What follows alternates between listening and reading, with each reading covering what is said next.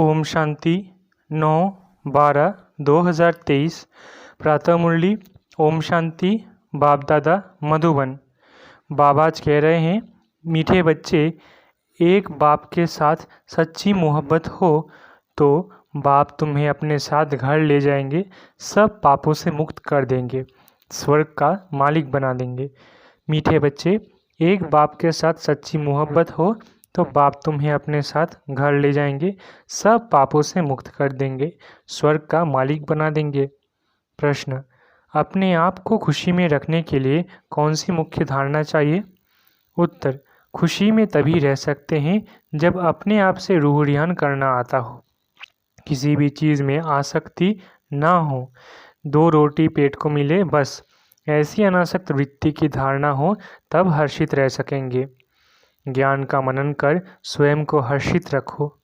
तुम कर्मयोगी हो, कर्म करते, घर का काम करते, खाना आदि खाते भी बाप को याद करो। स्वदर्शन चक्र बुद्धि में घूमता रहे तो बहुत खुशी रहेगी। गीत: न वो हमसे जुदा होंगे। ओम शांति। मीठे मीठे बच्चों ने गीत सुना।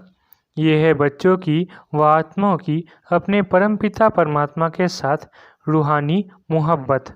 ये रूहानी मोहब्बत सिर्फ तुम ब्राह्मण बच्चे की ही होती है। तुम अपने आप को आत्मा निश्चय करते हो, परंतु जब कहते हैं कि आत्मा सो परमात्मा, तो आत्मा किसके साथ मोहब्बत रखे? मोहब्बत होती है बच्चों की बाप के साथ। बाप की मोहब्बत नहीं होती। अभी तुम समझते हो हम आत्माएं अपने परमपिता परमात्मा के साथ मोहब्बत जोड़ रही है। ये मोहब्बत ही तुमको साथ ले जाती है। तुम रूहानी मोहब्बत बाप के साथ रखते हो तो तकलीफ भी सहन करनी पड़ती है। सारी दुनिया, घर के बाती आदि सब दुश्मन बन जाते हैं। बच्चों को समझाया है कि पतित पावनी गंगा नहीं है। मनुष्य पावन होने के ख्याल से गंगा व जमुना के तट पर, हरिद्वार, काशी में जाकर बैठते हैं। मुख्य स्थान ये 2 है। कहते हैं, हे पतित पावनी गंगा। अब वो गंगा तो सुनती ही नहीं, सुनने वाला एक पतित पावन बाप ही है। अभी तुम उस बाप के सम्मुख बैठे हो। बाप बतला रहे हैं तुम पावन कैसे बनोगे। पानी की गंगा थोड़ी ही कहती है मामेकम याद करने से तुम्हारे विकर्म विनाश होंगे। बाप कहते हैं, मैं प्रतिज्ञा करता हूँ, अगर तुम मुझ बाप को याद करेंगे तो तुम्हारे विकर्म विनाश होंगे। गारंटी देते हैं। गंगा तो गारंटी दे न सके। जैसे मनुष्य रावण को वर्ष वर्ष जलाते आए हैं, परंतु रावण मरता ही नहीं है, वैसे गंगा में स्नान भी जन्म जन्मांतर करते आए हैं, परंतु पतित से पावन कोई बनते ही नहीं, फिर स्नान करने जाते रहते हैं। एक बार पावन बने तो फिर क्यों जाते हैं स्नान करने? कितने मेले लगते हैं, उनको कोई आत्मा परमात्मा का संगम नहीं कहेंगे। भक्ति मार्ग में भीड़ लगती है मेले पर। अभी तुम बाप के साथ बुद्धि योग लगाते हो। तुम जानते हो हम आत्माएं आशिक बनी हैं। आत्मा ही भगवान को याद करती है शरीर द्वारा। बाप कहते हैं, मैं भी इस शरीर द्वारा तुमको पढ़ा रहा हूँ, इसलिए हमेशा बाबा को याद करते रहो। बाबा कहने से स्वर्ग ज़रूर याद आएगा और अपना मुक्ति धाम घर भी याद आएगा। मुक्ति को निर्वाण धाम भी कहते हैं। ये है साकारी दुनिया। जब तक आत्माएं यहाँ ना आए तो साकारी दुनिया कैसे बढ़े? आत्माएं निराकारी दुनिया से आती है। मनुष्य सृष्टि बढ़ती जाती है। कोई समझते हैं नेचुरल बढ़ती रहती है। तुम जानते हो आत्माएं यहाँ आती है, वृद्धि को पाती रहती है। बच्चों को मालूम हुआ है कि स्वीट होम शांति धाम है। शांति को बहुत लोग पसंद करते हैं। तुम जानते हो शांति धाम तो हमारा स्वीट गॉडफादरली होम है। भारतवासी विलायत से लौटते हैं तो कहते हैं हम अपने स्वीट होम भारत में जाते हैं। जहाँ जन्म लेते हैं वो देश प्यारा लगता है। कहते हैं हमको स्वीट होम भारत में ले चलो। अच्छा समझो मर जाते हैं, आत्मा तो चली गई, फिर शरीर को यहाँ ले आकर ख़त्म करते हैं। समझते हैं भारत की मिट्टी भारत में ही जाए। नेहरू ने शरीर छोड़ा तो उनकी राख देखो कहाँ कहाँ ले गए। खेतों में गिराई। समझते हैं खेती अच्छी होगी, परंतु हर चीज़ को वो कितना भी मान दे, पुरानी तो ज़रूर होनी है। कितनी तकलीफ़ सहन कर रहे हैं, बाप का पता नहीं है। तुम बाप को जानकर बाप से वर्षा ले रहे हो, तो दिल होती है मित्र संबंधी आदि को भी स्वर्गवासी बनाए। किसको तुम कहो स्वर्गवासी बनो तो कहेंगे तुम मारने चाहते हो क्या? तुम बच्चे जानते हो श्रीमत पर हम श्रेष्ठ स्वर्गवासी बन रहे हैं। देही अभिमानी बनने में बड़ी मेहनत लगती है। घड़ी घड़ी देह अभिमान में आकर बाप को भूल जाते हो। अभी तुम सम्मुख बैठे हो, जानते हो हम अपने परमपिता परमात्मा पास आए हैं। बाबा कहते हैं आगे कभी मिले थे? तो जट कहते हैं हाँ बाबा, 5000 वर्ष पहले। ये तुम्हारा गुप्त अक्षर है और कोई कॉपी कर न सके। भल श्री कृष्ण का वेश धारण कर लेते हैं, कहते हैं हम आए हैं स्वर्ग की स्थापना करने। परंतु ये बात कि 5000 वर्ष पहले भी स्वर्ग स्थापन किया था, ये कह न सके। तुम ही कहते हो बाबा 5000 वर्ष पहले हम आपसे वर्षा लेने आए थे, आपने राजयोग सिखलाया था। ये आत्मा कहती है इस शरीर द्वारा। अपने को आत्मा निश्चय कर और बाप को याद करना है। इसमें सर्वव्यापी की तो बात ही नहीं।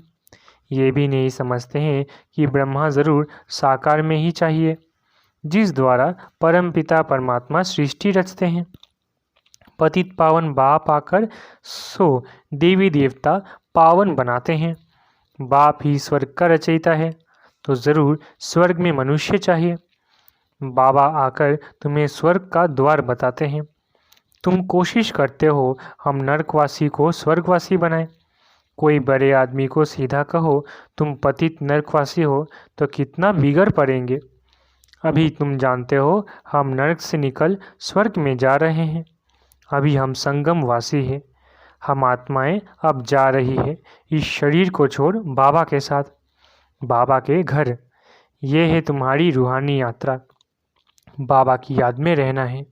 समझते हो ये शरीर जहाँ तक रहेगा वहाँ तक यात्रा चालू है। कर्म भी तो करना है। भल खाओ पियो खाना पकाओ, जितना समय मिले बाप को ज़रूर याद करना है। दफ्तर में बैठते हो, देखो फुर्सत है तो बाबा की याद में बैठ जाओ। बहुत कमाई है। ट्रेन में सफ़र करते हो, उस समय तो कोई काम नहीं रहता। बैठे हुए बाबा को याद करते रहो। अभी हम बाबा के पास जाते हैं। बाबा परम धाम से हमको लेने लिए आया है। अच्छा, शाम को घर का खाना आदि पकाते हो तो भी एक दो को याद दिलाओ। आओ हम अपने बाप की याद में बैठे। पॉइंट भी एक दो को सुनाओ। हम स्वदर्शन चक्रधारी है। बाबा कहते हैं तुम लाइट हाउस भी हो, रास्ता बतलाते हो। उठते बैठते चलते तुम लाइट हाउस हो। एक आँख से मुक्ति, एक आँख में जीवन मुक्ति। स्वर्ग यहाँ था, अभी नहीं है, अब तो नरक है। बाबा फिर से स्वर्ग स्थापन कर रहे हैं। बाप कहते हैं हम तुमको बहुत गुलगुल बनाते हैं, फिर तुम जाकर महारानी पटरानी बनेंगे। खद्दर की रानी नहीं बनना। तुम्हें 16 कला संपन्न बनना है, न कि 14 कला। श्री कृष्ण 16 कला था। तुम बच्चियाँ कितने व्रत नियम आदि रखती थी, 7 रोज़ निर्जल रहती थी, कितनी मेहनत करती थी, परंतु श्री कृष्णपुरी में जा न सके। अभी तुम कृष्णपुरी स्वर्ग में प्रैक्टिकल में जाने के लिए पुरुषार्थ कर रहे हो। श्री कृष्ण को द्वापर में ले जाने से स्वर्ग का किसको पता नहीं पड़ता है। वास्तव में 7 रोज़ का अर्थ क्या है सो तुम अभी जानते हो। सिवाय बाप के और कोई को याद नहीं करना है। बाकी निर्जल आदि की कोई बात नहीं। बाबा को याद करने से तुम बाबा के पास चले जाएंगे। बाप फिर स्वर्ग में भेज देंगे। व्रत नेम रख तुम कितने दिन भूखे मरते हो, जन्म बाई जन्म कितनी मेहनत करते हो, प्राप्ति कुछ भी नहीं हुई है। अभी तुमको उनसे छुड़ाए सदगति मार्ग में ले जाते हैं। तुम कहते हो बाबा कल पहले भी आपसे मिले थे स्वर्ग का वर्षा लेने। बाप कहते हैं कदम कदम पर राय लेते रहो, सब हिसाब किताब पूछो, बाबा राय देते रहेंगे। भले तुम अपना धंधा दूरी आदि करते रहो, फिर भी बाबा राय देते रहेंगे। देखेंगे ये बहुत धंधे में घुस पड़े हैं तो राय देंगे, क्यों इतना माथा मारते हो, कितना समय तुम जिएंगे। पेट तो एक दो रोटी मांगता है, उनसे गरीब भी चलते हैं तो साहूकार भी चलते हैं। साहूकार लोग अच्छी रीति खाते हैं फिर रोगी भी बनते हैं।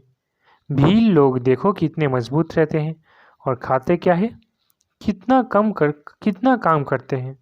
अपनी कुटिया में वो खुश रहते हैं। तो इस समय तुम्हें और सब आशाएं छोड़ देनी चाहिए। 2 रोटी मिला, पेट भरा, बस बाप को याद करना है। तुम हो रूहानी बच्चे, परमपिता परमात्मा माशूक के आशिक बने हो। जितना बाबा को याद करेंगे उतना विकर्म विनाश होंगे, और जिसको याद करते हो उनसे जाए मिले। कई चाहते हैं साक्षात्कार हो, ये हो। बाबा कहते हैं घर बैठे भी तुमको हो सकता है। शिव बाबा को याद करने से तुमको बैकुंठ का साक्षात्कार होगा, श्री कृष्ण पूरी देखेंगे। यहाँ तो बाबा तुमको बैकुंठ का मालिक बना देते हैं। सिर्फ साक्षात्कार की बात नहीं, मेरे को याद करो क्योंकि मैं आया हूँ तुमको ले जाने। शिव बाबा को याद करना है, वही श्री कृष्णपुरी का मालिक बनाने वाला है। श्री कृष्ण तो नहीं बनाएंगे। शिव बाबा को याद करने से तुमको बैकुंठ की बादशाही मिलती है। अब वो परम धाम से आया हुआ है, ज़रूर आए हैं तब तो मंदिर यादगार बना है ना। शिव का मंदिर है, शिव जयंती भी मनाते हैं ना। परंतु वो भारत में कैसे आते हैं ये किसको पता नहीं है। श्री कृष्ण के तन में तो नहीं आते हैं। श्री कृष्ण होता ही है सतयुग में। शिव का बड़ा भारी मंदिर है, श्री कृष्ण का इतना बड़ा नहीं है। सोमनाथ का मंदिर कितना बड़ा है। श्री कृष्ण के मंदिर में राधे कृष्ण को बहुत गहने दिखाते हैं। शिव के मंदिर में कभी गहने नहीं देखेंगे। अब वो शिव बाबा तो बड़े महलों में रहता नहीं, रहता है श्री कृष्ण। बाबा कहते हैं मैं महलों में रहता ही नहीं हूँ, परंतु भक्ति मार्ग में कितना बड़ा आलीशान हीरे जवाहरों का मंदिर बनाया है। जिनको शिव बाबा द्वारा स्वर्ग का मर्शा मिला है, उन्होंने उनका मंदिर इतना ऊंच बनाया है। यादगार के लिए इतना बड़ा मंदिर बनाया है, तो वह खुद कितने न साहूकार होंगे। मंदिर बहुत अच्छे बनाते हैं। बॉम्बे में बाबूरीनाथ में शिव का मंदिर है, लक्ष्मी नारायण का माधव बाग में है। बाप कहते हैं हम तुमको स्वर्ग का मालिक बनाते हैं, तो भक्ति मार्ग में तुम कितना भारी मंदिर बनाते हो, और अभी देखो कैसे झोपड़ी में बैठा हूँ। तुम्हारा भी नाम बाला होना है। तुम जानते हो हमारा फिर मंदिर बनेगा। फिर बाप शिव के भी बहुत मंदिर है, हमारा कमाल है। जिन्होंने सोमनाथ का मंदिर बनाया था वो कितने धनवान होंगे। अभी तो कितना गुप्त हूँ, कोई को पता नहीं। तुम जान गए हो फिर कैसे शिव बाबा का मंदिर बनाना पड़ेगा। भक्ति मार्ग में आएंगे। मम्मा बाबा जो पहले नंबर में पूज्य बनते हैं, वैकुंठ के मालिक बनते हैं। फिर पहले पहले पुजारी बन मंदिर भी उनको ही बनाना है। तो दिल में कहेंगे ना हम ही पुजारी बन मंदिर बनाएंगे। ऐसी ऐसी बातों में रमन करने से फिर यह पुरानी दुनिया भूल जाएगी। आपस में भी ऐसी ऐसी बातें करनी चाहिए तो तुमको खुशी बहुत रहेगी। अपने से रूह रिहान करो। तुम रूह बैठ तुम्हारी रूह को रिझाते, सुप्रीम रूह बैठ तुम्हारी रूह को रिझाते हैं, इस ज्ञान से हर्षित बनाते हैं। तुम कहते हो हम कल बाद फिर से आए हैं, अनेक अनेक बार बाप से मिले हैं, वर्षा पाया है। ऐसे ऐसे आपस में बातें करनी चाहिए, फिर तुम कर्मयोगी भी हो। भल घर में खाना आदि पकाओ, खुशी रहेगी। तुम 84 जन्मों की हिस्ट्री जियोग्राफी को जानते हो। हम अभी ब्राह्मण बने हैं, फिर देवता बन राज्य करेंगे, पुजारी से पूज्य बनेंगे, फिर महल आदि बनाएंगे। अपनी ही हिस्ट्री जियोग्राफी सुनाते रहो। हमारी हिस्ट्री जियोग्राफी चक्र कैसे लगाती है, इसको ही स्वदर्शन चक्रधारी कहा जाता है। तुम तीनों लोगों को जानने वाले हो, ज्ञान का नेत्र तुम्हारा खुला है। ये चक्र याद करने से तुमको बड़ी खुशी रहनी चाहिए, बाप को भी खुशी रहती है। अभी तुम सेवा में उपस्थित हो। तुम सेवाधारियों के मंदिर फिर बाद में भक्ति मार्ग में बनेंगे। अभी मैं तुम बच्चों की सर्विस में आया हूँ। तुमको स्वर्ग का पूरा वर्षा देने आया हूँ। जितना जो पुरुषार्थ करेंगे उस अनुसार स्वर्ग के मालिक बनेंगे। अच्छा, मीठे मीठे सिकिलधे बच्चों प्रति माता पिता बाप दादा का याद प्यार और गुड मॉर्निंग। रूहानी बाप की रूहानी बच्चों को नमस्ते। हम रूहानी बच्चों की रूहानी माता पिता बाप दादा को याद प्यार, गुड मॉर्निंग और नमस्ते नमस्ते नमस्ते। शुक्रिया बाबा। धारणा के लिए मुख्य सार। पहला, चलते फिरते लाइट हाउस बन सभी को रास्ता बताना है। सब आशाएं छोड़ एक बाप की याद में रहना है। बाप से राय लेते रहना है। दूसरा, ज्ञान की बातों में ही रमन करना है। अपने आप से बातें करनी है। स्वदर्शन चक्र फिराते सदा हर्षित रहना है। वरदान, योग की धूप में आंसुओं की टंकी को सुखाकर रोना प्रूफ बनने वाले सुख स्वरूप भव। योग की धूप में आंसुओं की टंकी को सुखाकर रोना प्रूफ बनने वाले सुख स्वरूप भव। कई बच्चे कहते हैं कि फलाना दुख देता है इसलिए रोना आता है, लेकिन वो देते हैं या आप लेते क्यों हो? उनका काम है देना, आप लो ही नहीं। परमात्मा के बच्चे कभी रो नहीं सकते। रोना बंद, न आँखों का रोना न मन का रोना। जहाँ खुशी होगी वहाँ रोना नहीं होगा। खुशी व प्यार के आंसू को रोना नहीं कहा जाता। तो योग की धूप में आंसुओं की टंकी को सुखा दो। विघ्नों को खेल समझो तो सुख स्वरूप बन जाएंगे। स्लोगन, साक्षी रहकर पार्ट बजाने का अभ्यास हो तो टेंशन से परे स्वतः अटेंशन में रहेंगे। स्लोगन, साक्षी रहकर पार्ट बजाने का अभ्यास हो तो टेंशन से परे स्वतः अटेंशन में रहेंगे। अच्छा, ओम शांति। शुक्रिया बाबा।